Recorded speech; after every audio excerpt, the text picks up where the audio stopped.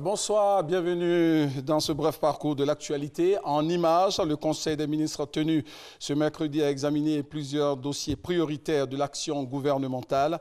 Le Conseil a annoncé l'ouverture demain jeudi de la campagne de commercialisation de l'anarcade. Le prix fixé à 500 francs CFA le kilogramme. On peut retenir l'adoption d'une ordonnance relative à l'aménagement de l'annexe fiscale. Il faut noter que plusieurs points concernant la vie de la nation ont été examinés au cours de ce Conseil des ministres, présidé par le chef de l'État, le président Alassane Ouattara. Avant le compte-rendu complet de nos reporters au journal de 20h, nous vous proposons un extrait du communiqué final. Le Conseil a adopté une ordonnance relative à l'aménagement de l'annexe fiscale à la loi numéro 2017-870 du 27 décembre 2017 portant budget de l'État pour l'année 2018 ainsi que son projet de loi de ratification. Sur instruction du président de la République, le gouvernement et les représentants des opérateurs économiques se sont réunis à plusieurs reprises le 19 et 24 janvier 2018 afin de révisiter et lever les incompréhensions sur certaines dispositions de l'annexe fiscale de la loi de finances portant budget de l'État de l'année 2018. À l'issue de ces échanges, des points de convergence portant sur la suppression et l'aménagement de certaines dispositions controversées ont été retenus. Cette ordonnance modifie donc l'annexe fiscale en vue de prendre en compte les conclusions de ces échanges. Ainsi, ont été abrogées notamment les dispositions relatives à l'institution de la taxe sur les transferts d'argent, à l'aménagement sur l'impôt synthétique et au relèvement des seuils de l'impôt minimum forfaitaire. Un élément nouveau qu'il convient de porter à votre connaissance, c'est l'institution par la nouvelle annexe fiscale d'un droit unique de sortie, d'EIS ad valorem, de 10% sur le prix CAF de la noix brute de cajou exportée. Compte rendu complet de ce Conseil des ministres au journal de 20h. L'actualité nationale également marquée par la conférence de presse animée en ce moment même par le Premier ministre. Il s'agit pour Amadou Gon Coulibaly de présenter et d'expliquer l'action gouvernementale et situer les Ivoiriens en particulier et la communauté internationale sur les perspectives de développement de la Côte d'Ivoire. Vous aurez le compte rendu complet à 20h.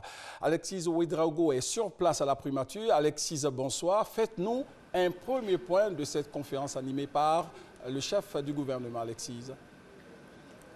Bonsoir David Moubio. Il est exactement 17h31 lorsqu'Amadou Gon Coulibaly prend la parole pour cette conférence de presse très attendue, un propos liminaire où il situera les enjeux de la rencontre.